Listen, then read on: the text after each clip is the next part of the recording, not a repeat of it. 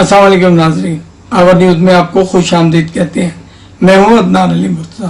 खबरों के सिलसिले को आगे बढ़ाते हुए रुख करते हैं डेरा गाजी खान का, जहाँ कमिश्नर डेरा गाजी खान साजिद जफर डाल की जेर सदारत एक इजलास मुनक्किद हुआ, जिसमें पोलियो मुहिम के इंतजामात को हतमी शक्ल दी गई। इस सिलसिले में मजीद जानते हैं ब्यूरो चीफ ड्रामा शहबाज अहमद ज़ार से।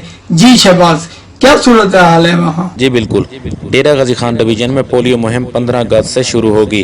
4 रोज़ा मुहिम में 10,985 अफरादी कुव्वत हिस्सा लेंगी। चारों अजला में 5,640 टीमें पोलियो मुहिम में हिस्सा लेंगी। 5,020 मोबाइल टीमें घर घर जाकर 5 साल तक के बच्चों को पोलियो के कतरे पिलाएंगी। डिवीजन में 265 ट्रांजिट और 355 फिक्स्ड टीमें भी तश्कील दे दी गई हैं। कमिश्नर डेरा गाजी खान साजिद जफर डाल ने कहा कि कोरोना वायरस की वबा से पोलियो मुहिम में काफ़ी ताख़ीर हुई, ताहम 4 माह बाद शुरू होने वाली मुहिम में सख्त मेहनत करना होगी।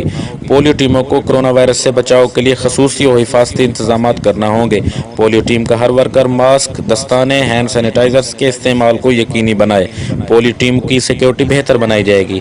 कमिश्नर साजिद जफर डाल ने कहा कि हर टारगेट बच्चे तक रसाई हासिल करके पोलियो की हिफाजती वैक्सीन पिलाई जाए। पोलियो मुहिम के तमाम ज़रूरी इक़दाम यकीनी बनाए जाएँ।